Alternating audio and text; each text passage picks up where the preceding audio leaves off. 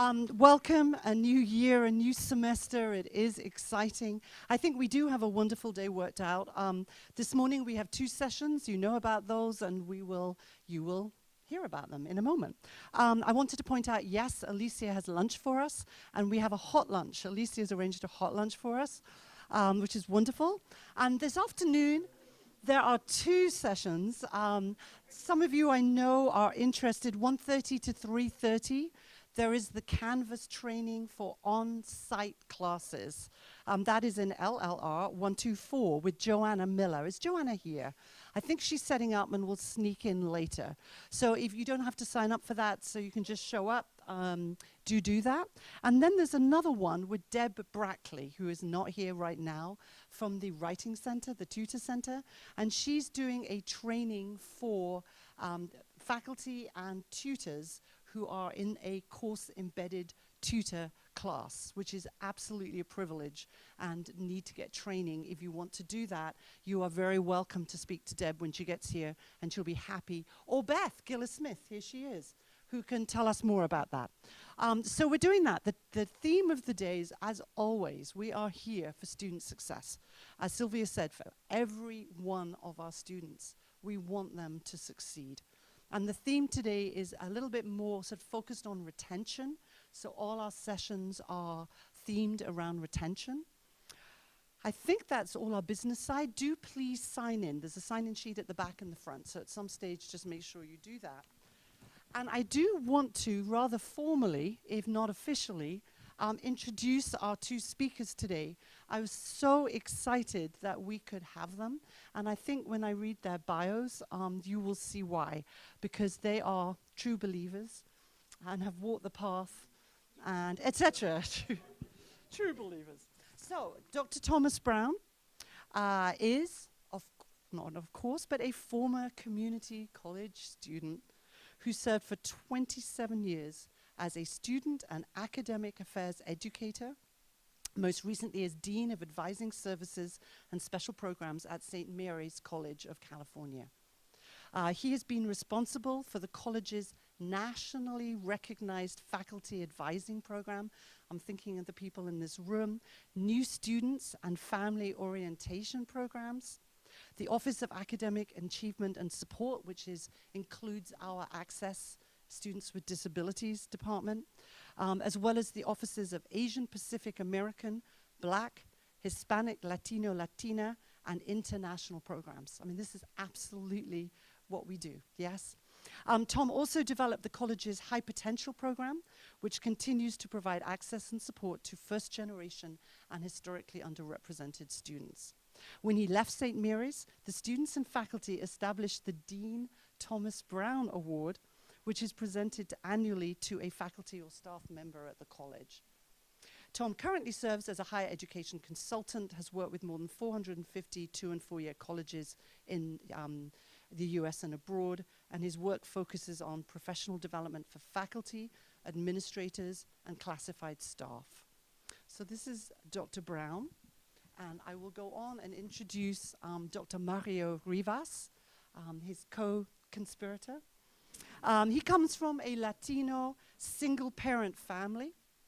His mother, while working as a maid, used welfare assistance to raise Mario and his brother Francisco in a country that was not her native land. Mario remembers that his childhood was filled with many difficult times, especially associated with an abusive father, but he always had a strong sense of love and caring for his small family of mother and older brother. Dr. Rivas struggled in his early education in the US, including his initial college studies at Laney Community College, but eventually found success in higher ed. He went on to earn his bachelor's degree in psychology, master's degree in counseling, and his PhD in counseling and student development psychology. As a professional, Dr. Rivas has been a counselor, psychology and counseling instructor, and administrator in the community college, state, and university systems. He has also served as an organization consultant for many college and student groups across the nation. He is now a tenured professor of psychology at Merritt College and also serves as president of the Academic Senate. So I was like, we gotta see this guy. We just gotta see him. I mean, Mario's joy and passion is working with faculty, staff, and students related to the importance of individuals learning to focus on being aware of their uniqueness and potential for living a gracious, loving, respectful, and joyful life with self and others. In this regard, Dr. Rivas especially enjoys assisting individuals and groups, especially ethnic minority groups, to grow beyond self-limiting personal boundaries that are learned through negative societal and/or family experiences. So I have to give the credit to Dr. Gebru. Dr. Gebru, again, found us some amazing speakers. And without more ado, let's welcome them, and we will start. Thank you very much indeed, gentlemen. You don't need this because you're mic'd up. Oh, they're saying I don't. I think I probably do need that. Can you hear me in the back of the room? Well, as my voice begins to decline, let me know and I'll take the handheld mic. I'm always reluctant to use the handheld mic because I feel like Frank Sinatra or Johnny Mathis. I want to thank Professor Brown for that wonderful introduction. She did forget a couple of things. First of all, I was the faculty moderator for the women's basketball program at St. Mary's College for 10 years. And I was president of my 8th grade class. And I was president of my 8th grade class for 2 consecutive years.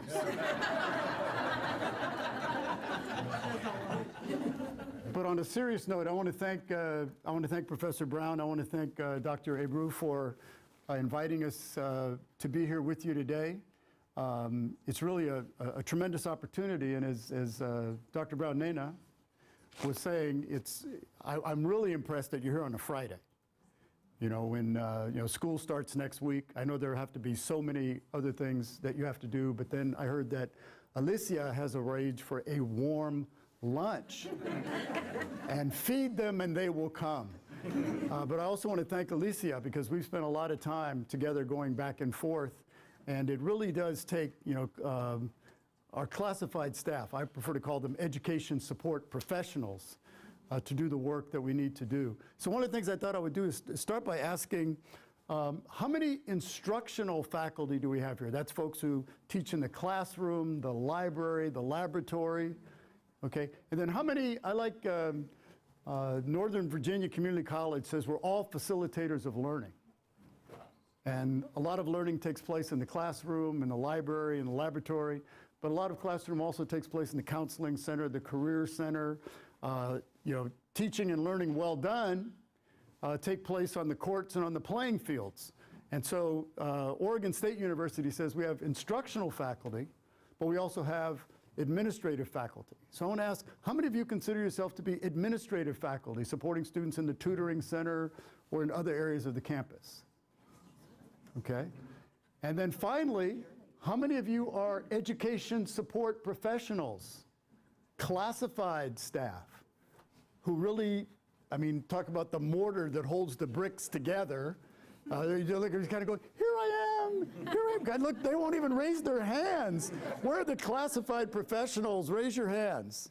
And one of the things is I had the opportunity in 2015 to deliver the keynote address at the the California Community College Classified Senate Leadership Institute in Grandlibakken. And it was really a special opportunity to speak to classified professionals who do so much work to make things work out. Alicia is one example. Without her, no breakfast, no lunch. So today what we're going to try to do is focus on what does it take? What does it take to do more to support all students to be successful? And we're talking specifically about students who are at the margins. And when we support students who are at the margins to be successful, then all students are more likely to be successful. You know, in the work that I did at St. Mary's College, I started my career as a 22-year-old assistant dean of students. And my responsibility was working with Black and Chicano students. And in those days, everybody was Chicano. The Mexicanos were Chicano, the Salvadoreños were Chicano, even the Filipinos were Chicano. and what we were doing really is creating programs that were supporting those students to be more successful.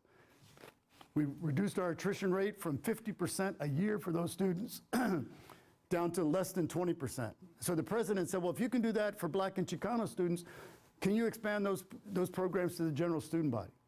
And we expanded those programs to the general student body. So today we're talking about, what can we do to support high potential students? Rather than thinking of students as at risk, how can we reframe at risk to high potential? And what can we do to support those students to be more successful? And a lot of the writing that I've done, as Nena suggested, it focuses on professional development. And the most recent publication was one that was co-sponsored by the American Association of Community Colleges. It was called Fulfilling the Promise of the Community College.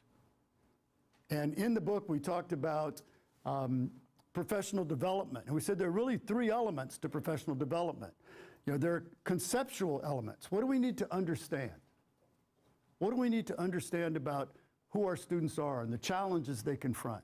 There are informational elements. What do we need to know about our students? Who are our students today? When I started at Merritt College, I was not prepared for college. I was not college material. I'll talk a little bit more about that later. I was not college material, but Mario and I went to a college prep high school. And so I was not college material. I had 4 years of English. I had 2 years of Latin. I had biology, chemistry, and physics. I had algebra 1, 2, pre-calculus, and a 1250 SAT score. But in I was not college material. Today, who are our underprepared students? So what do we need to know about our students? And then finally, there are the relational elements. And relational elements are, what do we need to do with our students? But more importantly than what do we need to do, how do we need to be in order to engage our students in this process? So today, as we begin this session, we're going to be touching on all those elements as we go out today. But I want you to keep what do I need to understand? What do I need to know? What do I need to do? How do I need to be? And as I was, so the context of today's session is professional development. And the Carnegie Commission did a beautiful report several years ago, and they said, professional development is really the key to supporting our students to be more successful. But that professional development can't be an event. Today is an event. But you have flex days throughout the year. You have professional development days throughout the year. What professional development has to be, it has to be a process. It has to be ongoing. I was talking to Vice President Barajas, and I was saying, so often you go to a campus, when you talk about Hispanic and Latino students, I went to that session, it was an hour and a half, now I know everything about Hispanic and Latino students. It's a process, and it's a process that needs to engage all of the campus community, full-time and part-time. Well, I always like to start my session with the notion that colleges are really in the dream business. They're in the future business. Students come here. We just saw a group of them standing outside the door over there. And they come here because they have visions and dreams of what they want to do with their lives, how they want their lives to be. What can they do to improve their lives, the lives of their families, the lives of their communities? And so I love your, for 40 years, we have served as a bridge to brighter futures for nearly 500,000 students. Well, there was a book that was written several years ago by Tom Friedman, who's the New York Times columnist, and Michael Mandelbaum, who's a professor at Johns Hopkins University. And the book had a really chilling title. The title of the book was That Used to Be Us. And in the book it said, the American formula for success is based on 5 pillars. And the most important pillar is greater access to public education. Well, one of the things that we know is we look at, for a long time, the United States was #1 in the world in the number of young people with college degrees. I've looked at more recent data. It says out of 38 advanced nations, the United States is now number 19. And it's not simply because we're no longer investing in public education. I mean, the state of Arizona, 7% of the funding for their public institutions comes from the tax base. They're not even public institutions anymore. They're state-located institutions. The rest of the world is investing in education. I was in Saudi Arabia 2 years ago at a university called King Fahd University of Petroleum and Minerals. It didn't even exist 50 years ago. Today it's one of the top 100 research universities in the world because they're pouring money into education. I used to recruit students all over Asia. They're pouring money into education where we're taking money away from education. And in Arizona, one of their legislators said, those students don't need to go to college. And so as you look at the shifting demographic, that what we're facing is the reality that for the first time in history, this generation of students may be less educated than their parents. And we're really talking about, not only are you in the education business, the future business, you're in the national security business. Because schools in countries that out-educate us today are going to outperform us tomorrow. But you know what? They're already outperforming us. So it really is looking at, the fact that Mario and I, a number of years ago, Mario and I grew up together from the 5th grade. We were friends from the 5th grade all the way through. I was so glad when he came to Sacred Heart because finally there was someone who was shorter than I was, but he could play basketball. And we grew up together, and we wrote first thing that we wrote together was a piece for the first book that looked at academic advising in community colleges. And in that book we said, community colleges are on the front lines of higher education, providing opportunities to students who would otherwise be denied. And we wrote those words not just because we know them to be true as educators, they were true for both of us. And I was a senior in high school. I can still remember it was an admissions officer from St. Mary's College who came over to talk to students about going to college. And the principal made the announcement over the microphone. I said, I'm not really ready for Mr. Lauterbach's English class, so I think I'm going to go down and talk to this guy. I used to say it took him 5 minutes. I think it took him 30 seconds to tell me I was not college material. 6 years later, I was the assistant dean at St. Mary's College. And the bridge between that afternoon and my becoming assistant dean was Merritt College in Oakland. Well, I was sitting in my office. By now I'm a dean. And one of my students comes in one day and says, Dean Brown, there's somebody on the phone for you. I said, I'm really busy. He said, well, he called you Tommy Brown. I said, Tommy Brown, is it my mother? He said, no, it's Dr. Mario Rivas. I said, Dr. Mario Rivas? The only Mario Rivas I know is a little gangster from North Oakland. Well, it turned out that Mario had gone to Laney College, which was the technical college. And he flunked out his first semester. He flunked out.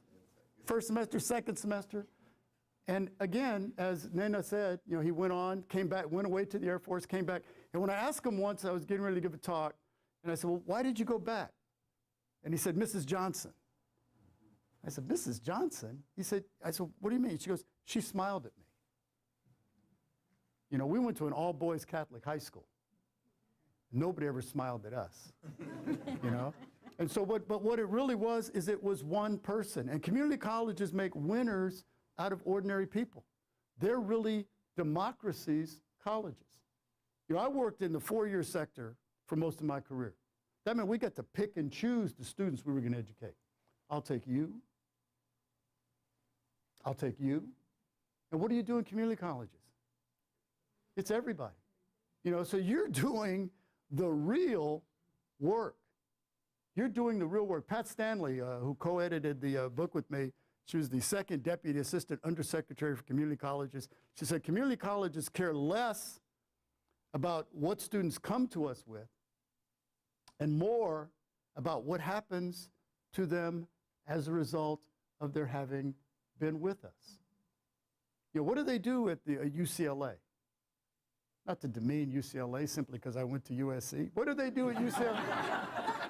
What do they do at UCLA and USC, a much better school than the one I went to? They take students who are in the 90th percentile, and what do they move them to the 92nd percentile, or maybe the 80th percentile, where you take students who start out in developmental English, developmental math, and take them to UCLA, and to take them to USC. That's the work. That's the work, and you're doing the work. Well, that increasing student success is a major concern in higher education. Dr. Brown, Nina? Nina. Nina. Always Nina. I'm always Tom, too. You know, talked about retention. Well, it's not really retention. Retention literally means to hold or keep in one's possession. Retention is about the institution. Retention is, I'm a student at the University of Iowa, and I decide that I want to major in marine biology. Retention is, University of Iowa is the best place in the country where you can major in marine biology. So it's not about retention. And it's really not about persistence. Because don't we know a lot of students who persist? You know, they change from one major to another major to another major to another major till finally they're just kind of trying to get out of here. We're really talking about success. You know, we're really talking about success. And success means to continue to exist or prevail, especially where others have not. You know, and that's what you're dealing with so many of your students. And, you know, so the context for today's workshop is also your strategic plan, which talks, it's, you know, promoting student engagement, retention, and success. That's what you're all about. That's the work of the institution. Well, this is what's happening in community colleges nationally. Oh, for those of you who are note takers, this entire PowerPoint, everything that Mario and I put up today, will be available to you at the end of the session. Oh, great. So I don't have to, what was the person?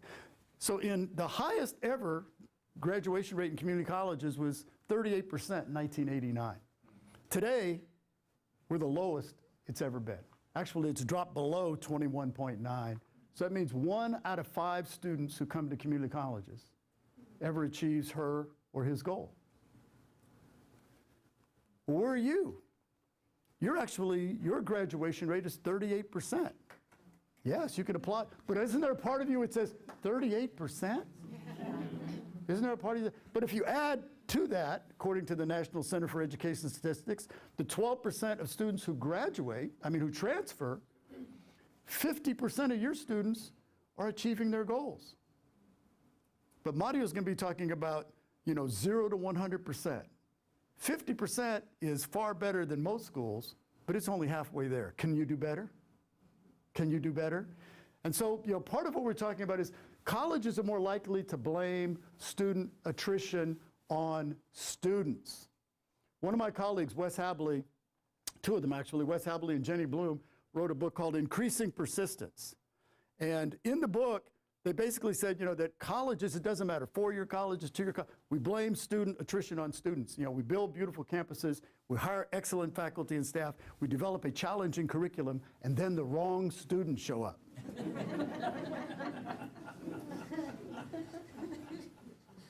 It's fascinating. I work with campuses all over the country, and it's always about students. They're not serious, they're not motivated, they're not mature, their families don't value education. But rarely do we ask the question, what about us? What about us, organizationally, institutionally, and more importantly, what about me? What about me? What do I do to engage students? Well, the major reason students leave college is the inability to connect with significant members of the campus community. The inability, Vince Tinto at Syracuse talks about academic integration and social integration. It's what happens in the classroom, but it's also what happens outside the classroom that determines whether or not students will be successful. And students don't make the distinction. We have a really good friend, Jose Leyba, Dr. Jose Leyba. He grew up in a farm worker camp. Nobody in his family went beyond the 4th grade. He said the first day he was on campus, they ran him from the financial aid office over to the assessment office, back to the business office. He said he finally threw up his hands and said, I don't want to be here. He said it was a secretary who put her hand on his shoulder and said, son, I'll help you out. He said that secretary had as much to do with my becoming Dr. Jose Leyba as any faculty member I ever had, as any advisor I ever had. So it's, students don't make the distinctions that, that we make. Are you full-time or are you part-time? Are you tenured? Or do you have your bachelor's degree? Or for Jose Leyba, it was a secretary. And so the key point is, it's what happens after students arrive that has a greater impact on whether they stay or they go. Students come here with an original commitment. This is Vince Tinto's work. They come with an original commitment based on their background, their family support, their level of preparation. They come to the campus, they have a series of experiences in the classroom, outside the classroom, that either serves to elevate that commitment or depress that commitment. And all you need to do is look at the faces of your new students next week at registration. You watch them, they're so full of excitement. You know, they're so excited, and then you look at their faces 2 or 3 weeks later. And the question is, you know, what happened? You know, what happened? You go to any school in this country. It could be in the richest neighborhood or the poorest neighborhood. The first, second, and third graders love school. They love their teachers. If you ask them, how many of you can sing?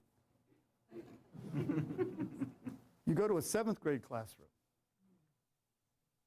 How many of you can sing?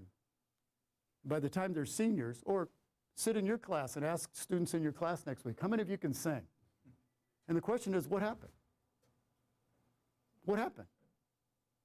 And so, you know, it really is recognizing it's what happens after. And so there's this whole notion that we have to really shift from asking, are students college ready, to asking ourselves, are we student ready? Because so much of the emphasis has been placed on, oh, students are not college ready, which allows us to abandon responsibility. When, as Byron Wright says, it's largely about us. Uninformed about what it takes to help students succeed and unwilling to allocate the resources. And the most important resource we have is what? What is our most important resource? Our time. Our time. You know, our commitment to students. Well, I always like to begin this workshop, or to focus on this part of this workshop, with a quote from Thich Nhat Hanh. He's a Vietnamese Buddhist monk. He was nominated for the Nobel Prize by Dr. Martin Luther King Jr. He says, there are within each of us the seeds of who we might become. All we need is to find someone to water the seeds of our goodness. Well, I do a lot of gardening these days, and so you can hear a lot of plant metaphors from me. You know, I remember when I used to travel down Highway 5, you know, I'd watch them, you know, watering the trees, like. Well, one of the things about watering like that is when you water like that, you water the weeds. And in so many of our relationships, whether it's with our significant others or our children, are we watering the weeds, or are we watering the seeds of their goodness? Are these students at risk, or are they high potential? And so what Thich Nhat Hanh is saying is, it's watering the seeds of our goodness. Because as Laura Rendon says, students want to know a number of things, but the most important one is, I matter. I matter. You know, what Mario was basically saying is, Mrs. Johnson, in smiling at him, was saying, hey, you matter to me.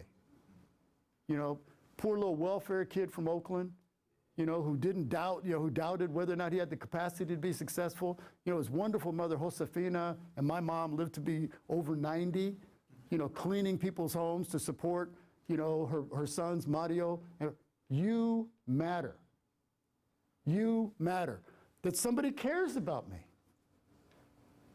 Relational. Somebody cares about me. And then finally, I'm a capable learner. I mean, so that's what, you know, what students want to do. And it takes a campus to support student success. You know, and I really try to stress this, especially for, you know, classified or education support professionals. You know, first thing I notice when I drive up to the campus is, what a beautiful campus this is. Well, when people say what a beautiful campus this is, who are they talking about? They're talking about the facilities people. They're talking about the maintenance, but nobody ever calls facilities and says, I just want to let you know the air conditioning is working really well today. You know? And when they talk about what a friendly campus it is, you know, surely they're talking about faculty, but they're also talking about the people who answer the phones. They're talking about the people who greet them when they come on. They're talking about the security staff. You know, when I was a dean, I used to be gone from my campus for days to conferences. I used to recruit in Asia, Latin America, the Middle East. I'd be gone for 4 or 5 weeks. And when I came back, my office was functioning very well. But if Maureen or Arlene or Marcy, our administrative support people, were gone for more than 3 days, everything fell apart. You know, so it really does take a campus to support student success. And this is an example. This is a study, it's been done for years by Noel Levitz, and basically it asks students, what are your priorities? What do you notice about that list? Registration. What do you notice about that list? They're more or less about the same. What is it? All the numbers more or less about the same, 6.22, 6.2. So they're close, they're close. What else do you notice? Only one thing about instruction. There's only one thing in the classroom. Everything else is what happens outside the classroom. There was a book written a number of years ago called Making the Most of College. Richard Light is a Harvard professor. We were doing a discussion once, and he said, you know, he surveyed students, and he asked students, what was the most profound learning experience you ever had? Something that really changed you. He said, as a teacher, I thought he was going to talk about something that happened in the classroom. 80% of students talked about something that happened outside the classroom. You know, think about it. When we think back on the teachers, on our educational experience, God, I remember that discussion of ionic bonding. You know? Or when they started talking about, you know, Conrad's Heart of Darkness, that was the moment. You know, no, what we remember are, you know, even our faculty members, or for Jose Leyva, that secretary, how they supported us, how they encouraged us, how they frustrated us, how they challenged us. So it really is making the point that, you know, you are Moorpark College to your students. You know, you are Moorpark College to your students. You know, adjunct faculty. How many of you are adjunct faculty? You know, it's like students are, I'm sorry, are you adjunct? Are you full-time? You're not full-time? Oh, I don't expect you to be available to me. You know, that you are Moorpark College to your students. And so, you know, when you look at defining student success, these are all the things. It's academic achievement and student engagement. We know that list. Persistence. But most importantly, it's also equitable outcomes. It's not just how many of our students graduate, how many of our students transfer, how many of our first-generation students graduate, how many of our women students and students of color are successful in science, technology, engineering, and math courses. It's really looking at equitable outcomes. And so it's recognizing that treating everyone the same may be equal treatment, but it's not equitable treatment. Treating everybody the same is about me. This is the way I've always taught. This is the way I will always teach. I've been doing it for 30 years. Well, your students 30 years ago aren't the students you have today. I think it's John Dewey who said, if we teach today's students as we taught yesterday's, we deprive them of their tomorrows. You know, so it's recognizing that there's a principle. Human beings seek to economize on the energy required to make distinctions. Does that make sense? Human beings, it takes energy to make distinctions. And the best example of that is most houseplants die because we treat them all the same. You know, Monday and Wednesday, all of a sudden I notice one of my plants is wilting. I say, oh, I'm going to start watering my plants every Tuesday and Thursday. And those plants that need watering on Tuesday and Thursday do really well. And those plants that need watering more or less often don't do as well. And when we see a plant not doing well, what do? Water it. And what's the number one cause of death in plants? Overwatering. So it really is, you know, making distinctions. You know, who are today's diverse students? Who are today's diverse students? And this list keeps growing. This list keeps growing. I remember when it stopped about here, underprepared students. And then I was doing a project for the Arkansas community colleges. Well, what about distance learners? And what about veterans? What about transfer students? What about foster youth? What about students who are undocumented? What about rural students? What about students who are homeless? What about students who are homeless? And so the list grows. Well, when you look at your equity plan, these are the populations who achieve success at lower rates. And so these are the groups that I'm going to talk about today. And I'm going to ask some of you who found yourself part of those groups to share what your experiences were like, or the challenges you confronted, or the things that made a difference for you. And so it's really, low income, first generation, veterans, foster youth, Black, Hispanic, Pacific Islander. But today we're really going to focus on Hispanic and Latino, because Hispanic and Latino students are 31% of your population. That makes you a Hispanic serving institution. You don't have to be 25 to be Hispanic serving institution. And so often when I work on campus, it's kind of like, well, Hispanic serving institution, does that mean we're not served? It's like whatever supports Hispanic and Latino students supports all students. And I'm going to give you some examples of that. So key questions: what are the characteristics of students? What challenges do they confront? What strengths do they have? And so often when we look at these populations, we go from a deficit perspective. You have student athletes here. What do you think it takes to be a student athlete at this level? I think it's like 10% of students who start, or young people who start in athletics, ever participate at the community college. 10%. So what do you think it takes? What do you think it takes? Commitment, dedication, the willingness to work hard, the willingness to delay gratification, teamwork, collaboration, the ability to deal with people from diverse backgrounds, resilience. Think about it. You're a baseball player, you come to bat 10 times, you fail 7 times. You're in the Hall of Fame. But do we think of those strengths that student athletes have? And do we surface those strengths for them? If you can go to the line with hundreds of people shouting and screaming and make those 2 free throws that win the game, I think you might be able to do all right in my class. So it's really focusing on strengths. And then, what can we do to better serve students? And so I love this. I was talking about immunity to change. 2 Harvard professors said, true professional development is about transforming the operating system. It's not simply about getting more knowledge.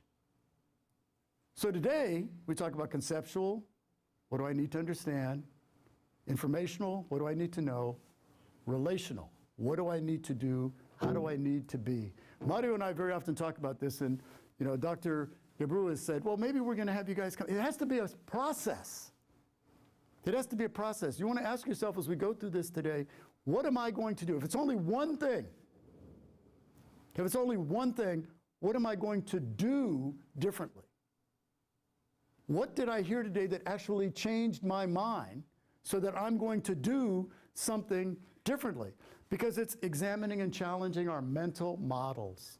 What do we believe about students? And you got to understand, beliefs are choices. What do I choose to believe about those students? And so we're going to look at low social, but it's really multiple issues. It's not that I'm a Hispanic or Latino student. It may be that I'm Hispanic and Latino and I'm adult reentry, I have disabilities, I'm playing ball, I'm trying to wrestle with my sexual identity, I'm undecided about what I'm going to study, and I'm from a rural area, and I'm homeless. So it's very often multiple issues, and it's taking time to really kind of, oh, here's an African-American student, oh, I know what a challenge it's been for you. No, it's like my dad is a dean, I had a 1,400 SAT score, I'm coming to this college because I realized it's only cost me $1,500, when I can go to, as opposed to going to UCLA where there are 400 students in my class, and I'm at Moorpark, there are 25 students in my class. So it's recognizing multiple issues.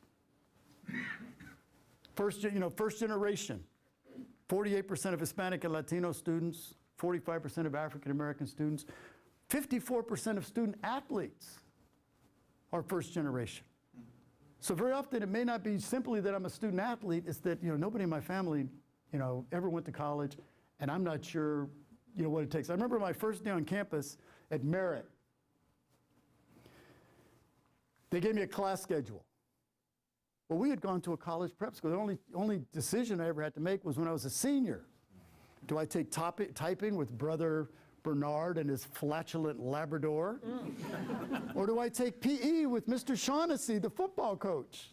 I'm still the slowest fastest four-finger typist in the world. So they gave me this class schedule. My question was, when's lunch? Because there'd always been lunch. You know, and how many of these classes am I supposed to take? And how do I decide what I'm going to take? You know, so it's really recognizing that first-generation students are more likely to come from low-income families. And this is where we are. And it's really striking because this has not changed. This has not changed. 75% of students from the top quartile finished college. 9% of students from low socioeconomic status campuses finished college. You know, so the United States, for most of our history, has provided tremendous opportunities for vertical social mobility. But for the last 30 years, the American dream might best be pursued in Finland or in a Scandinavian country.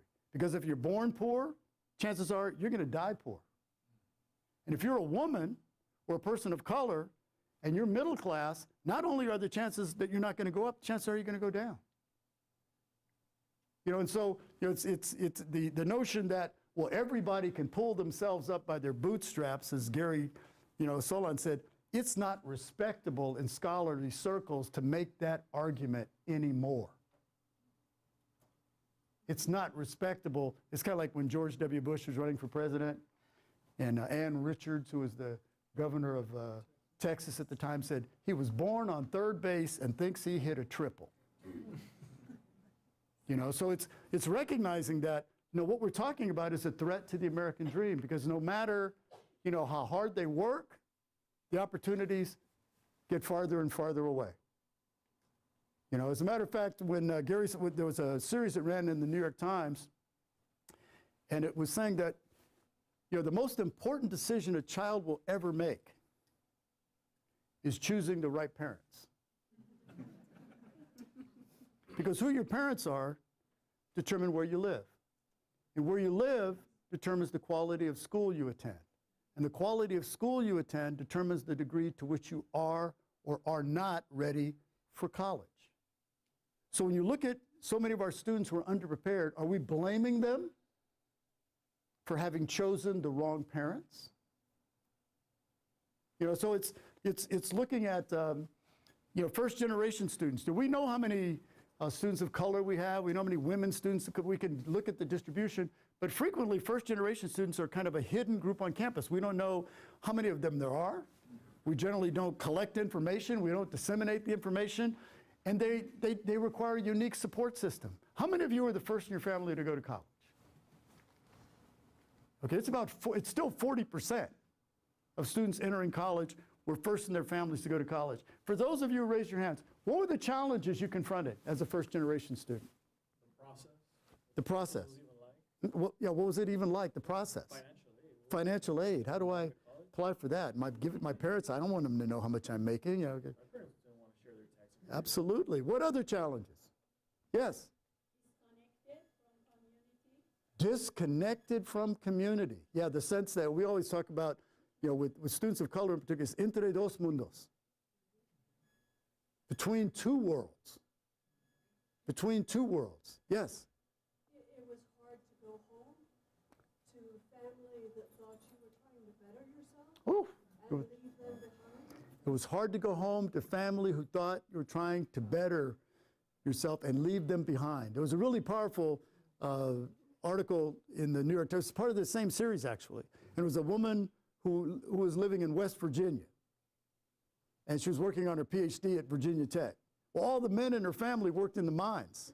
Her brothers, her grandfathers, her uncles, her cousins, they all worked in the mines. And when she came home was, you know, are you trying to get above your raisin?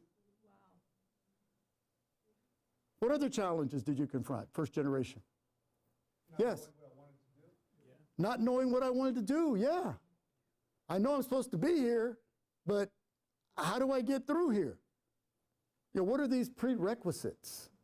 What upper division and lower division and remedial and developmental and how do I get through here? Not even knowing. Yes? Being a rural student going into a college, in a city student. Being a rural student. What was the challenge being a rural student? Just the social environment. You know, being in Fresno, going to LA, not having family there with you, having all these different elements of Hollywood, the Lakers, all these things. Because when you're in the community, everybody's stuck in the same language. It had, you know, in agriculture and wineries. Yeah, but because you move from this world into this, and it's like, whoa. You know, everybody, especially when I was working in Arkansas, you know, it's everybody in my community believes the same thing. You know, we go to church on Sunday, we believe this about guns and gays, and then I come to the city, and it's like I'm confronting people who are, whoa. So, you know, the challenges, and learning to negotiate a campus system is the process. What do I do? Adapting to a more competitive academic environment. Yes? To address the students that come from other countries. I came here as a foreign student without speaking the language, okay? Mm-hmm. And so it was really difficult because you have to work. When I came here to Moore Park College, I have to pay like $600 for tuition. Mm-hmm. And so I think many times people concerned just with those who are born here. A lot of the students who come from other countries come here, they have a dream, they have a desire, you know, to succeed, and I think that's the driving force. I think Escalante said once, you have to have ganas, you need to Ganas. You wanted to do something, and I think that is one of very important factor to success. You want to succeed. She's making a really, he says, coming here as an international student, first generation to college. I'm the first in my family to come to college in another country. Another country, another culture, another educational system, another language. And I think you have a fairly significant international student enrollment, don't you? And so do you think about those students as first generation students? You know, so, and the courage it takes to come to a new country, a new culture. I used to love it with my international students.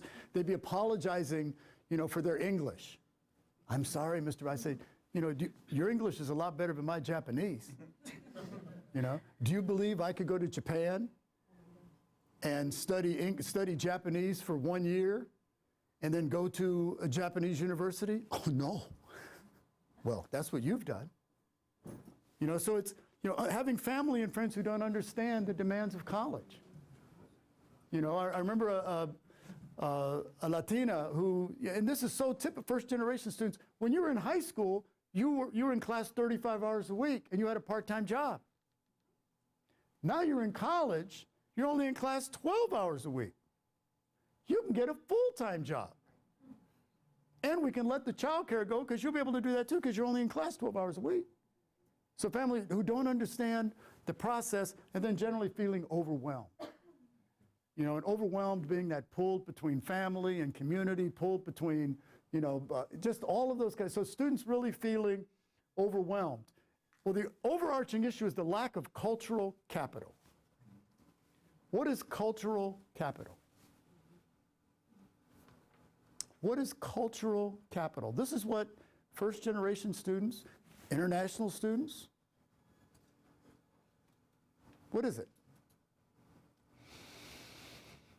Yes.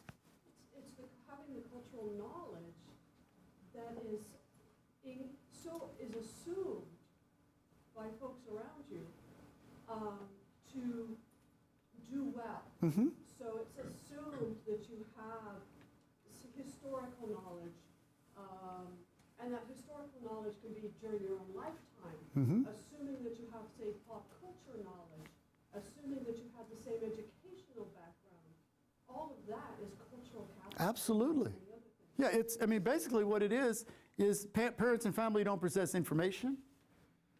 The familiarity, you know, fill out the FAFSA form. I remember when my daughter was applying to Berkeley, and I was trying to fill out the FAFSA form. I want you to tell you how angry I got. You know, how angry I got as I was filling out that form, and I realized, oh, they really don't want me to get this money. And then at that time, it's changed now, I thought, suppose my first language is not English. How do I fill out this form? You know, so the jargon, you're right, just the jargon, you know, prerequisites and transfer and certificate and associate and, you know, BS and BA and PA, you know, and cultural understanding. You know, yeah, I'm only in class 12 hours a week, but that's because most of the learning takes place outside of the classroom. You know, and this used to be and this was huge for a lot of Latinas, is, you know, why are you on campus so late? What are you doing staying on campus? You know, I can't tell you how many times I found, you know, parents waiting outside the library. I want to see if Maria's really in the library. I want to make sure I'm taking her home. You know, so it's, you know, cultural understanding. I never went to college. Never went to college. I can still remember my daughter. She got to Berkeley, and they said, "Oh, I'm sorry, but somehow your registration was canceled." Well, if I'm first generation, what is that saying? You're not here. You're not here. Well, Daddy Dean walks in, takes her over to my friend who's the director of advising in the College of Letters, Arts, and Sciences. I said, I got to get out to St. Mary's for orientation. He said, don't worry, I'll take care of it. You know, the emotional bearings. You know, how do I support that? So it's the lack of cultural capital. And here's a first generation student perspective. This is really very typical, and I'm going to ask you to read it. When I started my freshman Stand up, because I want you to project. Here you go. When I started my freshman year, I felt totally overwhelmed and out of place. I had never spent any meaningful time on a college campus. I had not idea I can't type. how to choose my classes or take notes. Keep going. When I looked around at my classmates, they all seemed so happy, comfortable, and confident. They never seemed to question whether they belonged. Does that sound like a first generation student? You know, that first generation student is Michelle Obama, who in her first, that's her talking about my first year at Princeton. You know, everybody looked around, everybody else seemed to know what they were doing. They felt comfortable, they felt confident. I'd never been at a place like this. You know, so some of the strengths of first generation students, they're not easily discouraged. They're not easily discouraged. You know, they desire upward social mobility. They know that higher education is going to be the key that's going to allow them to move up. They're resourceful. They can try to make $1 out of 15 cents. You know, they have a sense of responsibility, and they prefer self-reliance. Well, that's the good news, but it's also the bad news. You know, I don't reach out for help. I do this on my own. I've always done this on my own. That's how I got here. You know, so a lot of it means that we have to go to them. Well, I'm going to try to give you a model. Clearly, students have to accept responsibility for their own success or failures, but so do we. And so this is a model for shared responsibility. I developed it over the years, and it says, you know, when students come to college, this is based on the work of Don Kramer at Virginia Tech, and you think about this, when students come to college, they have a high need for information. Why do I need to take, I'm planning to be an engineering major, why do I need to take English courses? I'm an international student. I did all my what you call general education in secondary school and my A-levels and my O. Why do I need to take history if I'm going to be? So a high need for information. It could also be, you know, what is this, why do I need to take this assessment? And Ann Lynch says that as students are moving in, they have a high need for information, but then it shifts to a need for consultation. So I've taken my developmental classes, I've taken my introductory classes in HVAC, I've taken my introductory classes in computer science. I'm thinking about an associate's degree, a bachelor's degree. What do I need? Does that make sense? So they shift from a need for information to a need for consultation. And Mario and I, in an article we published a number of years ago, gets scary when we say a number of years ago, it was a long, long time ago. We said, well, you know, for some students, you know, we need to be prescriptive. We need to be prescriptive. We need to tell them what to do. I was about to take 7 classes my first semester at Merritt, because I'd always taken 7 classes. I needed someone to say, no, you're taking 4. But as students begin moving through, we begin kind of shifting the responsibility to them. Does that make sense? And so the way I've conceptualized it is almost like a relay race. It's almost like a relay race, you know, and I hate athletic metaphors, but we all know here's the baton. So when students are moving in, we have to take the primary responsibility. It means taking the time to explain. It takes the time. It's not, did you read it? Can't you read? You know, it means we have to take the responsibility. But as they begin moving through, we're basically passing the baton to them. Does that make sense? So that there's a point at which we're both holding the baton. That's a shared responsibility. But what is our goal? Our goal is to empower them to move through and move on and move through on their own, whether it's into the world of work, to a four-year college or university.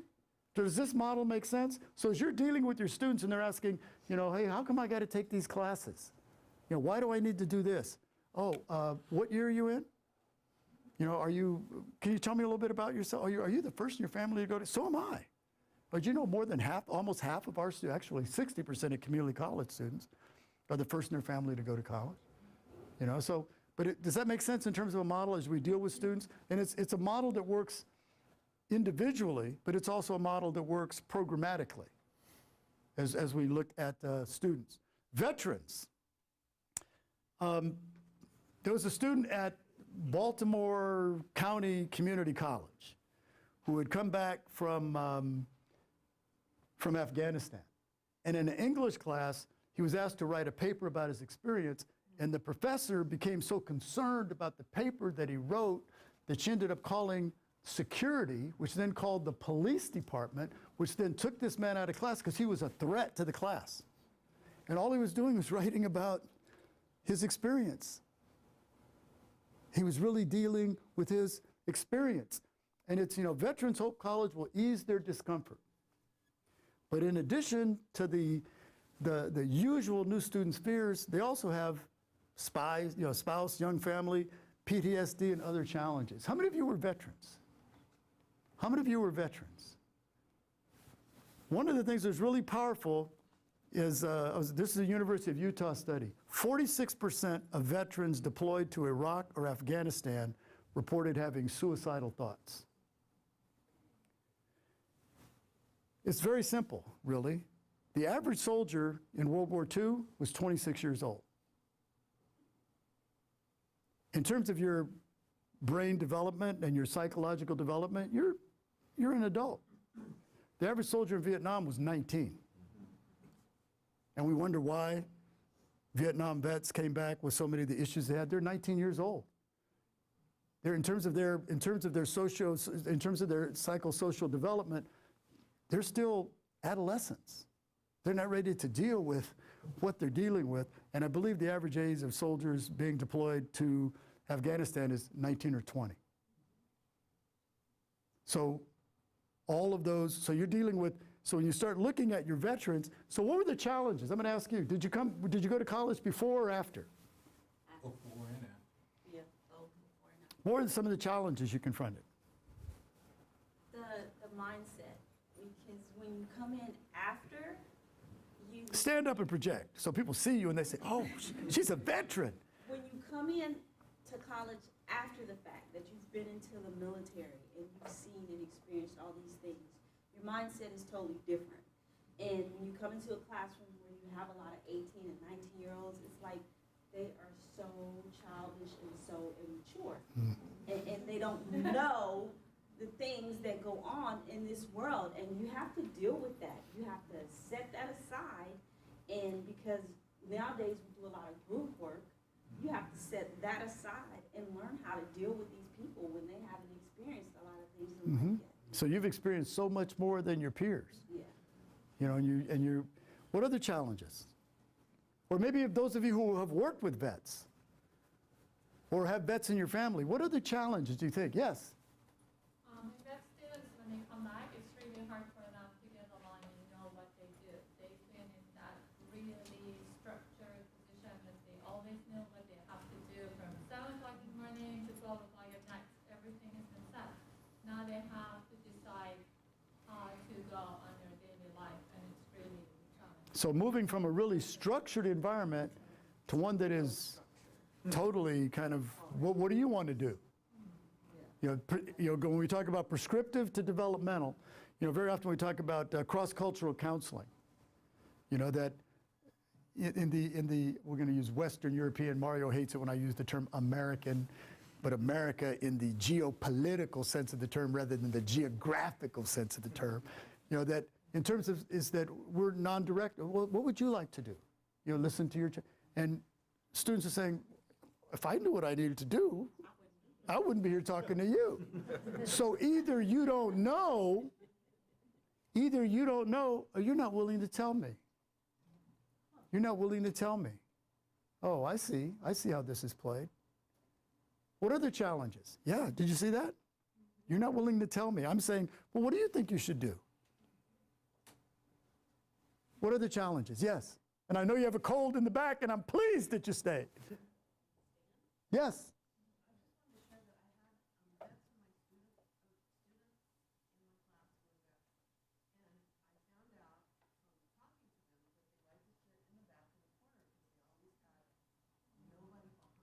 Mm-hmm.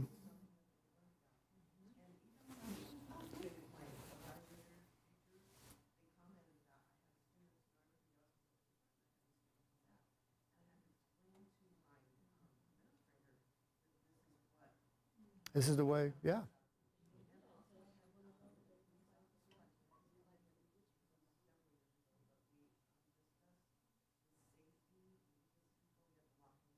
Yeah, discussing safety issues, sitting in the back of the classroom.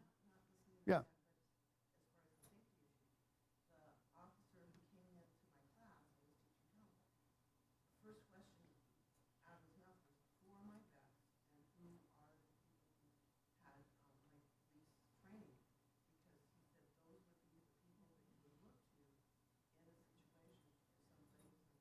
Mm-hmm.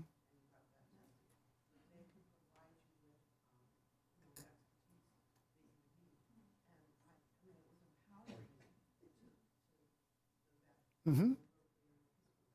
So really saying, you know, you could, in the case, and isn't it sad that we're kind of at that level, but that in event of an emergency on campus, you can look to the vets, you can look to the folks who are militarily trained, you can look to police officers to be sources of support. Well, delayed college enrollment, very often no high school diploma. You know, that, you know, part-time college enrollment, a major predictor of dropping out. Financially independent, they have dependents, single-parent family, working full-time while they're in college. I mean, these are all of the kinds of challenges that vets confront, but they're the same challenges of many students at risk. You know, low income, working full-time, working 69% of community college students are women, raising families, single parents. You know, so it's, you know, there are multiple issues. You know, 62% of vets are first generation. And multiple issues. They represent an intersection of the student population. They're men and women, they're white, they're multicultural, they're LGBTQ, they're rural, they're former foster youth. So it's really looking at all of the things that these folks are bringing. Does it make sense? So really looking at those multiple issues. So practices for supporting vets. And I'm just going to leave that list because as I was walking over, I saw an office. You know, I saw an office. So that's at the top of the list. We actually recognize that veterans are a population that needs support, and we're going to provide that support. But it's all of these kinds of things, you know, educating faculty and administrative support staff, how to respond and support veterans and their needs. And basically it comes down to this. A supportive and informed staff and faculty are the key to veterans' success. That you know who I am, you understand maybe what I've been through, because very often they'll share that with you. And then it's kind of, you know, validating that. And the reality is that support staff is one of the primary cornerstones when building a culture of success. So it's not just instructional faculty, it's administrative faculty, it's education support professionals who are dealing with these folks face-to-face all the time. And being supportive, it's really amazing. You know, I think about, you know, even though you had that great myth of my generation being anti-vet, if you ever play back the protest at the at Chicago during the police riot at the 1968 Democratic Convention, the students are chanting, "We're against the war, not against the troops." So that whole mythology that, you know, the whole people were on the plane and, you know, being spit on, urban legends. You know, that students don't have interactions with Moore Park College, they have interactions with you. And so that whole notion of personalismo, you know, that it's a personal interaction. It's not about I always say when I do professional development, it's not about the quantity of information you have. It's about the quality of relationship you develop with your students. Yes? Well, they have this advantage, which is, you can say in the class, for example, in math class, they shy out, but they have such an important advantage. They're able to talk without fear. They communicate with professor because they learn that kind of behavior through the process of when they went through. So if you are keep them as a stakeholder and empower them in the class which they are not good at subject, you can actually create a better team in the whole class and make them involved and evolve. Well, Mario is going to talk about developing community in the classroom. Well, wouldn't it be interesting for students to know who their classmates are? You know, how many of you are first generation?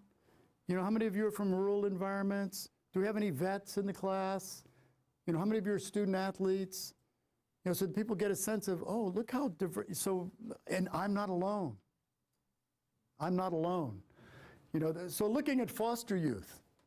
Well, you know, the situation for foster youth is not, you know, nearly 1/3 of foster boys will go to jail before reaching 19 years of age. Foster girls are twice as likely to get pregnant. Foster youth are more likely to end up homeless. War veterans are twice as likely. Foster youth who are war veterans are twice as likely to develop post-traumatic stress disorder. So the situation is not good, but the majority of foster youth and former foster youth in post-secondary education in California attend community colleges. Why? They're first generation. They're low socioeconomic status. They're very often academically and socially underprepared for college. Again, it's all those multiple, they're black, they're students of color, they're biracial. You know, and so it says, you know, were any of you foster youth? Or had foster youth, had the experience with foster youth? That's always a tough question. You know what I mean? It's kind of like disclosing. Do we ever disclose our disabilities to our students? Hidden disabilities are a big issue, you know. So students are sitting in your class with dyslexia or you know, other learning challenges. You know, wouldn't it be great if they knew that, hey, I had some of those challenges myself? You know? I mean, so foster youth, more likely to be in a low-performing school. You know, chose the wrong parents. More likely to have a disability that's undiagnosed. Low socioeconomic status. More likely to score low on standardized tests, look at number 1 and number 2. 45% graduate from high school, and most drop out of community college after 1 year. So those are the challenges. Those are the challenges. And what are the key elements? Again, as I was walking over here, right next to the Veterans Office, a dedicated office and space and staff. Academic and career counseling support, access to health and mental health services, student outreach and engagement, partnerships with campus departments, cultivation of program champions. And I would say not just cultivation of program champions, cultivation of champions for foster youth. Recognizing that if those kids, those former foster youth are here, they are the exception to the rule. They're not at risk, they're high potential. You know, so it's really, and then connecting students to mentors and providing student leadership opportunities. And it really comes down to, what is that RP group that kind of is the center of your equity plan? I just pulled out 4 of them. Nurture. Students recognize that people want to help them, want to help them succeed. Unnecessary comma. My wife says I do that all the time. Clearly, I didn't take Brother Bernard's typing class. Connected. Students feel a part of the college. whether I'm first generation, I'm a foster youth, I'm a veteran, I'm a student, that I feel a part. Engaged. Students connect with faculty and staff and with each other. God, got to work on that typing. And feel supported and safe. I'm not alone. I matter. Somebody cares about me. I'm a capable learner and valued. Students recognize that their contributions are valid, valued, and appreciated. Your experience as an international student, your experience as a veteran, your experience as a first-generation student, a rural student, that those are all, that it brings it all together. Whenever I hear, talk about diversity, it's kind of like, what is the value of diversity? Well, you go to a symphony orchestra and it's only French horns. Now, the French horn is a beautiful instrument, but can you imagine an orchestra comprised only of French horns? No, you need violins, you need string instruments, you need cellos. That's diversity. That's diversity. That's inclusivity. And most of all, they need your support. They need emotional support from you, because it's about personal relationships. Multicultural students. And we're going to really focus on Hispanic and Latino students because your equity plan says our Hispanic and Latino student population is our second largest at 31%. So most of the activities of the plan have been defined to reach this student. But again, this is from the Chronicle of Higher Education, Latino success stories can help all students. It's like the ADA. The ADA came into effect and it said, we have to put automatic doors on buildings so that people with disabilities have access. We have to put elevators in buildings so that people with disabilities have access. But if I have an armload of books, that automatic door is really helpful. Or if I have a temporary disability, that elevator is really helpful. So what may be intended for one population actually benefits all populations. So when you look at, the reality is we're not there yet. We're not there yet. There are some in this country who want to declare victory and walk away from the reality that we're not there yet. Martin Luther King might have said he wanted us to be judged by the content of our character rather than the color of our skin, but we are not there yet. And increasing opportunities for multicultural students is not a minority issue. It's not an issue of political correctness. It is an American issue. It is an American issue. This is one from, this is a study which looks at the fiscal benefits of inclusion. If we close the gap between Black and Latino students and white students, the U.S. economy would be 5.8% larger. An average of $551 billion a year. So it's not about that group. Gasper Caperton says, our nation will not become #1 again until we increase the opportunities for Hispanic and Latino students to succeed. And this is the view, this is The Economist. I love The Economist, British magazine. Truly a conservative magazine. Truly a conservative. Barack Obama does some good things, he does, but it's not like he does everything good and he does everything bad.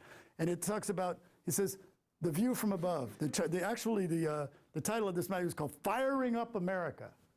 And it said, the rise of Latinos is a huge opportunity for the United States, and we must not squander it. America has been granted an extraordinary stroke of luck, a big dose of youth and energy, just as global competitors are aging.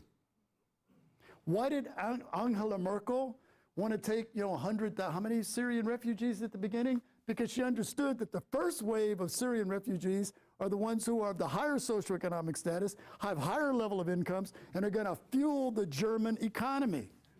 Because birth rates in Germany are declining. Japan, as a nation, will very likely cease to exist in the next 100 to 200 years. Low birth rates, no immigration. So the rest of the world, China is aging.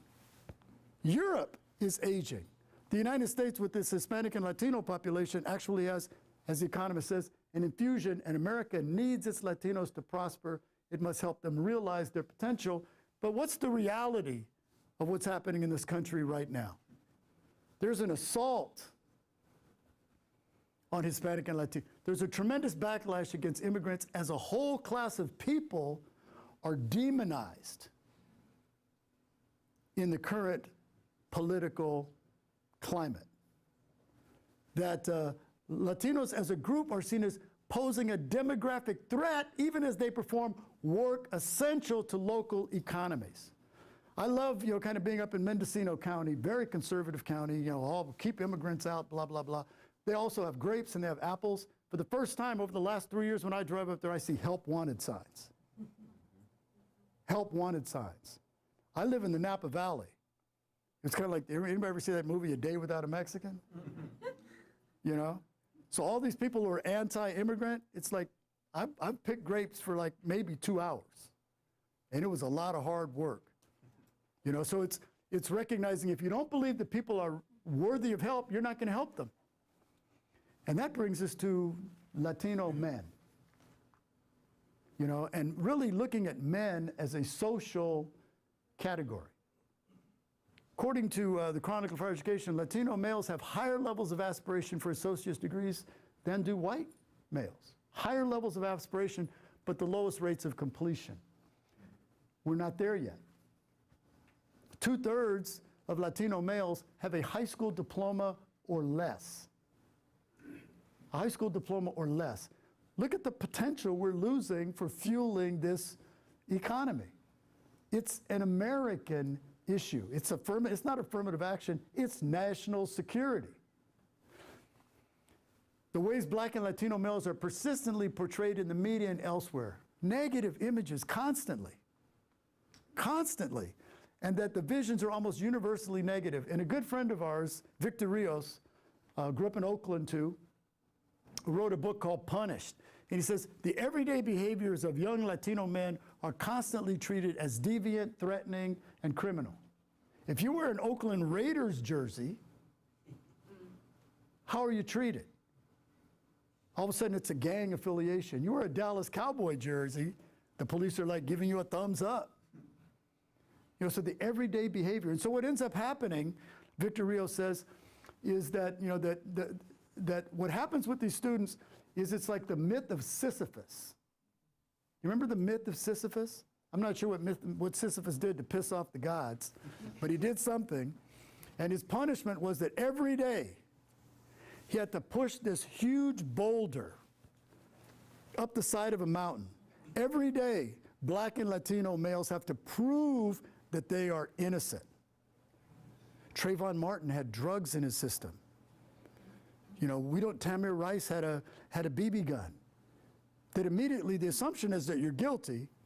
What is it that Rodney King did that caused the police to beat him? He must have done something. So he says, like the myth of Sisyphus, they got to push that boulder up the hill, and at the end of the day, the boulder comes down.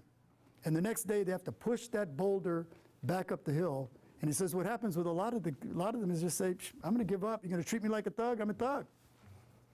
So but it says that the more positive their interactions with authority figures, again, personalismo, the more positive their interactions with you, the more likely they are to be successful. Does that make sense? I have the power to make a difference. Now, I very often say there are 10 Black and Latino boys who start the first grade in this nation's largest cities. Of those 10, 3 will finish high school. Of those 3, 1 will go to a community college. So that kid you see sitting in the quad with his jeans down around his butt and his cap on backward, that's the one student who made it where 8 or 9 fell by the wayside. That's not an at-risk student. That's a high-potential student. And the question is, how do you view that student, and what do you do with the miracle that that student is? So the strengths of students: commitment and determination and resilience. As Jaime Escalante said, commitment, determination, and hard work. Willingness to work hard. All they need to do is look at their families. Value education is the key to open social mobility. Aspire to pave the way for others. How many times do I hear students saying, I'm doing this for my prima, I'm doing this, for my grandmother, I'm doing this to show my younger brother that he can do it too. They possess spiritual assurance. One of my favorite students, said, how did I make it? Faith, family, and focus. The higher up the socioeconomic ladder we go, the less committed we are to faith. It's kind of like, dear God, help me find a parking place. That's all right, I found one. They have a sense of responsibility to family and community, and they're culturally competent in multicultural environments. They can focus like international students. They can deal in two worlds. If more than two, I used to have a Finnish student who spoke 7 languages. He said, you live in Finland, you got to speak 7 languages. So culturally competent. Students share the way their families support them. The whole notion that Hispanic and Latino families don't value education, the research shows that they value education more than white or even Asians because they realize it's the only way up. It's the only way out. So effective strategies, peer mentoring, faculty and staff mentoring, active outreach, proactive academic advising, which simply means rather than waiting for students to come to us, we go to them. That's what the early alert systems are that you're developing as part of your equity plan. It's not wait, because by the time midterm grades come out in accounting or calculus or physics, it's over. It's over. So the earlier we're able to recognize students are in difficulty, because it's what happens after students enroll. Again, well, non-traditional students want their doubts erased about their being capable of learning. And I always like to use this example as one of my students, my first day, because I think it summarizes what so many of we're talking about. My first day, I looked around this beautiful, lush, rich campus and thought, what the hell am I doing here? It's only a matter of time because they realize I'm not one of them. I'm an imposter. I'm not rich. I don't have a loving family to go home to on holiday, only foster parents who don't want me, a stepdad in prison, and a dead mother. And I'm not smart. I scored 580 on my SATs. How many of these are your students? I'm not smart. I'm not smart. Well, this student went on to do a BA in Spanish and a BS in business. She went to Notre Dame Law School. First time I showed this, one of my friends said, 580, that's not bad. How'd you do on the math? And when I talk to students, they go, 580, don't they give you 400 when you sign up for the SAT? She didn't do very well, but she believed in herself. She believed in herself. One of the great obstacles, and Mario is going to be talking a lot more about cognitive, emotional, and behavioral barriers and the connection between what I think, how I feel, and what I do. How many of you ever heard of stereotype threat? Who can define it for me? Who has the courage to stand up and say, I think this is what it is? Bass buttons his jacket, turns around to face his peers. Yes. I think stereotype threat has to do with students come in knowing their own stereotypes that are attached to their own socioeconomic group. And they are watching for experiences and interactions that reinforce the stereotypes that are already pushed upon them.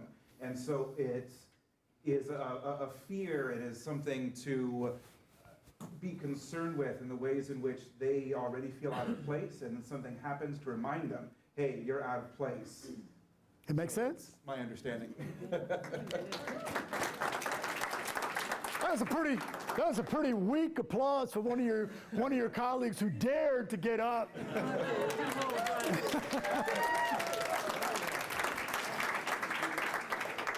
What it basically is, and that's right. If there's a stereotype about your group, and you're aware of the stereotype, that you will withdraw from the situation rather than risk confirming the stereotype. Does that make sense? And I don't have to believe the stereotype. All I have to know is that it exists. And the stereotype exists for poor versus rich in academics. Poor kids believe the rich kids are smarter, they write better. Women in STEM, because how are women treated in science, technology, engineering, and math? For women, faculty very often make ability attributions. Well, maybe this is too hard for you. For men and for Asian students, They make time and effort attributions. You need to work harder. One of them implies you just can't do it. The other one suggests you can do it, you just need to change your strategies. Does that make sense? For black and whites, for student athletes, you're the white guy running the 100-yard dash. And you line up at the starting line, and there are 8 black guys. What's the stereotype? You ain't gonna win. I mean, isn't that the stereotype? So now do you think that's gonna cause me to say, oh, I'm gonna go out there and show them? No, it just actually depresses your performance. It actually depresses your performance. And what it does is it leads to over-efforting. It's actually called John Henryism, you know, where I'm searching, you know, I'm working hard for strategies to succeed at the task. Rather than working hard, that I'm focused on, I'm trying to slay the ghost in the room, the rumors of my inferiority. And it's really very powerful. You know, in the work that they've done, all they need is a student comes into the class, comes in to take a test in this experiment, and the person giving the test says, aren't you on the basketball team? Because what's the stereotype about student athletes? I don't even have to believe it. For women in these experiments, all the person had to do is look them up and down. And it depressed their performance. You know, that it actually activates the worry circuits in the brain rather than the reasoning circuits. So the folks are saying, oh, I don't really believe this, and it really doesn't affect me. When they're hooked up to all those wires, it shows that it is affecting them psychologically and physiologically. And that it leads to withdrawal from seeking help from others because I don't want to confirm the stereotype that my group, women, blacks, Latinos, are not able to do certain things. So, the more important the task is to me, the greater the threat. Does it make sense? So again, this is an introduction. There's a book, it's called Whistling Vivaldi. It's by Claude Steele. It's this thick. And on many campuses, I say it's this thick because, you know, we don't have a lot of time. But on many campuses with which I've worked, a dean at a school of science said, we're going to use this book in our school. Everybody in our school is going to read this book, and we have our departmental meetings. We're going to ask people at the beginning of each meeting to debrief one chapter because it's that powerful. It's that powerful. Well, reducing stereotype threat, developing positive relationships with students. One of the questions that Claude Steele is asked and answered in his book is, well, how does a white faculty member give criticism to a black or Latino student, just as an example? And he says, the way I do that is I say, I have high expectations in this class. And I believe that you're capable of meeting these expectations. And I'm going to work with you to do that. You matter. I care about you. You're a capable learner. It all comes down to that. It all comes down to that. Underprepared students, just to, you know, when Mario and I were working on a chapter a while ago, there was a woman named Sally Rings at Pima Community College, and she said academic underpreparedness, there are 2 levels of academic underpreparedness. One is skills. The students don't have the background in specific subject areas, computation, but when we start examining and challenging beliefs, which are critical, you know, because what I believe, what I think shapes how I feel. What I feel shapes what I do. Why are students underprepared? The average Latina in California attends a school that is 84% non-white. She lives in a 2-tiered society where only 20% of Latina students are taking the SAT in California are college ready. Chose the wrong parents. This is an example of what happens in the schools. Why are students underprepared? You tell me how many students are attending a school with a free lunch, and I can tell you what percentage of faculty or teachers in that school don't have the qualifications to teach the subject. You attend a school with free lunch, 40% of the teachers teaching math don't have a major or minor in math. English, 31%. The look on the face goes, how is that possible? Substitutes.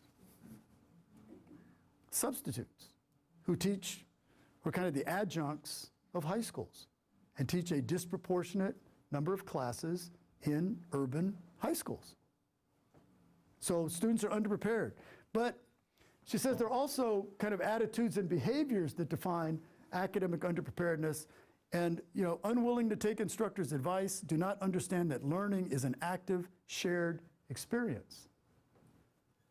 And a lack of understanding about what do I need to do? And Mario is going to talk a bit more about that. And so Michelle Fine says, we must create micro-safe spaces to become pockets of possibility for our students. I love that. You're never going to change Moore Park College. All you can do is change what happens in your sphere of influence and create in your sphere of influence a micro-safe space that becomes a pocket of possibility. You are a capable learner. Well, to wrap this up and kind of bridge into what Mario is going to be talking about, cognitive, emotional, and behavioral barriers. One of them is undermining attributions. Attributions are beliefs that explain success or failure. And beliefs are choices. And what I believe about my ability influences my direction, strength, and persistence toward a goal. Does that make sense? So if I believe that I am highly capable, then I will work hard. If I believe that I'm not capable, I'm not going to work hard. It's fascinating. Up until the 7th grade, students believe that time and effort can compensate for lack of ability. After the 7th grade, and by the time they finish high school, students believe ability is either something they have or they don't have. Does that make sense? So if I believe my ability is fixed, I can't be successful. And so it says, attributions, and this is again, affect the extent to which students become fully engaged in learning, but it also affects the extent to which we become fully engaged with our students. If I make low ability attributions about them, I'm not going to invest a lot of time and effort in what is going to prove to be a frustrating enterprise. Does that make sense? And Mario is going to go much more in depth into this. Well, we need to shift attributions from ability to background and preparation. I'm going to ask you a quick question. I know we're about 3 minutes on. Well, actually, we're over 10 minutes late, so I'm actually 12 minutes ahead, but I'm going to stop at 10:50. When you do presentations on campus, you're always looking at the clock. Oh, what time did we start? 9:15. What? I know, I'm not going to take you that far. But let me do a quick. I work all the time in this area, and I know you can only sit for so long. I can't do calculus. Those students can't do calculus. How many of you cannot do calculus? Raise your hands. I always love this part because people don't want to raise their hands. They look, oh, there's my chair. Okay, if you. Okay, if you. How about don't want to do calculus? Okay, oh yeah. I choose not to. Okay, for the purpose of this experiment and wrapping up this session, if you cannot do calculus, stand up. Cannot do calculus, stand up. And if you're sitting down, I'm going to bring a calculus problem.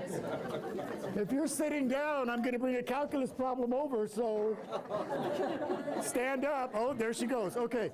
Now, if you're standing up, oh, there's another one. If you're standing, now look around the room. You have people in here with all kinds of degrees, can't do calculus. Still standing. Shh. Okay. Here's the question. Here's the question.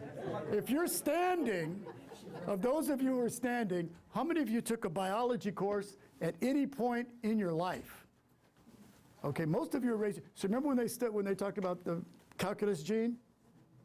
Math, DNA? Sit down. That is, what you just did is you made an ability attribution. You made an ability attribution based on the belief that I cannot do calculus. All of you took biology. There's no such thing as math DNA. But that's how we act about it. I say, I'm not good at math. My daughter's not good at math. There's no such thing as, there's no calculus gene. So what we're talking about in shifting from ability to background, ours and students, and most importantly students, it's really saying, what background is required to be successful in calculus? So for all of you who stood up, If we were to go through, some of you could tell me, I was great in algebra. I was great in algebra. Algebra trig, you know, and pre-calculus, the football coach was teaching it, I was the quarterback, you know what I mean? But does that make sense? Yeah. So it's really shifting students, and shifting ourselves. There is no calculus gene. There is no math DNA. The reason that you are underprepared is because you grew up in a low socioeconomic level. And did you know that 40% of the students, that 40% of the teachers, probably possibly teaching at a high school like the one you went to, don't have the background to teach math? So it's not about your ability, it's about your background. Does that make sense? And you can do this with every single class. And the beauty of a community college is I can start at basic math. And then if I do all right in basic math, Marty's going to talk 0 to 100. If I'm at 80, 85 in basic math, I can do algebra. I can do algebra trig, I can do trig, and I can do calculus. So the real focus is shifting, because success is contingent on whether faculty and staff can validate students in an academic or personal way, and it means you belong here. You can achieve your goals. We are here to help you succeed. That's what the RPG group is talking about. Nurturing, engagement. And so I love this one, the power of validation. The next time you tell Tammy's story, tell mine. I scored 700 on my SATs. I have a PhD in biology from the University of California. One of my former high potential students, Dr. Robert Urtecho, who's now the dean at the college at the Sequoias. So as I started out, I said, you know, it's not enough to change what we do. We also have to examine and change what we believe about students and their capacity to learn and grow. But we also have to examine, challenge, and change what we believe about ourselves and our ability to reach and teach these students, because you are doing the hard work in higher education. You are doing, every time I talk to Mario goes, man, this is some hard work. It's hard work. That's where you are. You know, you're in one of democracy's colleges. You're in a college that makes winners out of ordinary people. People like Tom Brown and Mario Rivas. So again, true development is not about increasing the fund of knowledge. I've given you a lot of information today. You're going to get the PowerPoint at the end of the day. But true professional development is transforming the operating system, examining what I think, what I believe, and recognizing that my belief is a choice. And as Camus says, life is the sum of all our choices.